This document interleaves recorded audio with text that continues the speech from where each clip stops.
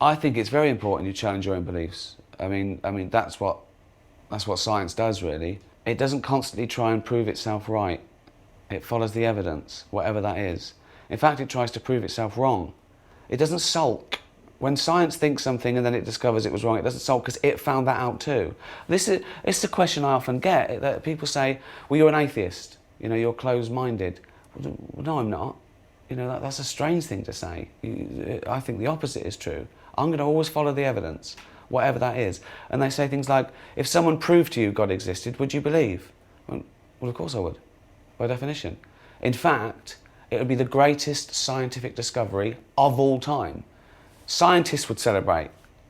They'd run round. At the moment, we have no evidence for the existence of any God or anything supernatural. Never have. Possibly never will. But who knows? We'll cross that bridge when we come to it. When someone puts forward a jar of God, we test it for its godliness. And if we find there's anything godly in it, we'll write it down. Hi, I'm Matti Holden, and I'm the one responsible for putting together all the stand-up about religion compilations that loads of you seem to be enjoying. That clip you just saw was from a film called The Unbelievers, and a lot of famous people did interviews about belief, answering questions, and Ricky Gervais's answers were so funny and cutting and hard-hitting and well-reasoned that I chopped out all his answers to all the questions and put it together in a video called Ricky Gervais The Unbelievers Interview that is also on my channel, so I'd go and watch that if you haven't already, because it's amazing. Ricky actually saw that video and shared it on his Facebook and Twitter feeds, which made the views go up quite a lot. So the success of the Ricky Gervais video inspired me to make all the stand-up about religion videos, which include one by George Carlin, another by Jim Jeffries, one by Tim Minchin, one by Bill Hicks, and one by Jimmy Carr. So go and watch them if you haven't already. Thank you to everybody that already has watched them and taken the time to like and comment on the videos, and a special thank you to everybody that's subscribed as a consequence of those videos.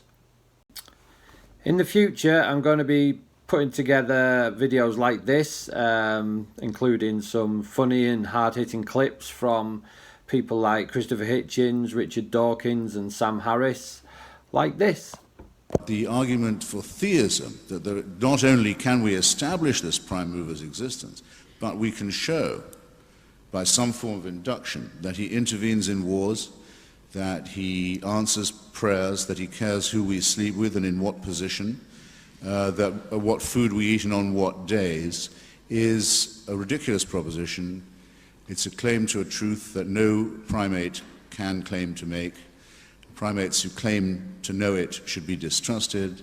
Great damage has been done and continues to be done by such people and by such ideas. You're better off thinking for yourself and taking all the risks, and I might add, all the pleasures that will come from that. The most overrated of the virtues is faith. The metaphysical claims of religion are untrue. Thank you. And this? Now, I was asked a specific question, is it in the genes? Is there some Darwinian reason for religiosity? Maybe there is, but that doesn't bear in the slightest degree on whether it's true. I care about whether it's true. I also care, as a Darwinian, about the origin of it, and I'm interested in the origin of it, and I'm inclined to agree with the implied suggestion of the questioner that it may be that religion itself has no advantage, but it may be that it's a byproduct of some other psychological disposition which does. But that is an entirely separate question from whether it's true, and I don't like it when people say, oh, humans need it, or we have it built into us in our genes, or Darwinian natural selection has built into it, therefore that somehow validates it. Of course it doesn't validate it. It merely says that it's been built into us by natural selection, just as all sorts of other probably disagreeable things have been built into us. Doesn't mean we can't try to cure ourselves. Right. Okay, can I just... And this. But the problem is that without God, and without a promise of an eternal existence after death, life appears to be an emergency. It's a long emergency for many of us, but it is an emergency. You can't help but notice that things are going very wrong in this place. I mean, no matter how much fun you are having, a glance at a newspaper will show you that it's possible to have no fun at all. Okay, and everyone seems to have a run of bad luck in the end. Now, it's hard not to see the absurdity of this situation. You unwrap your shiny new iPad, upon which you hope to squander an unconscionable amount of time and attention,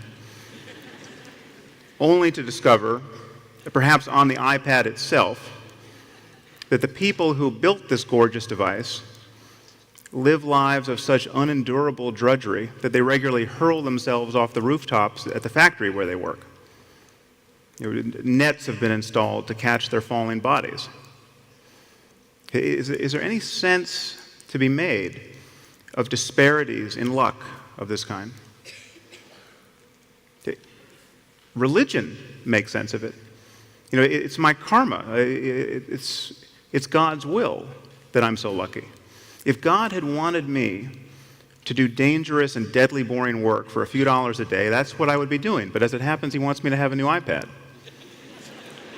Hallelujah.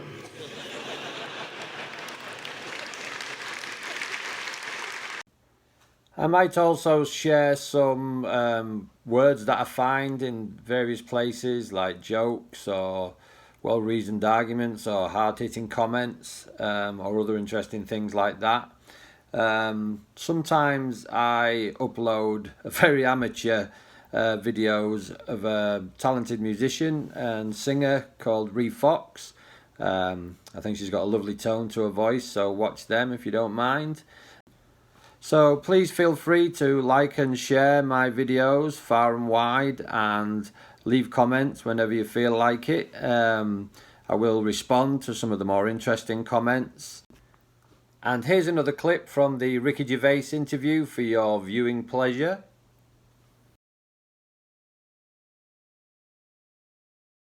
I think religion's greatest trick wasn't convincing some people that there was a God who was all-powerful.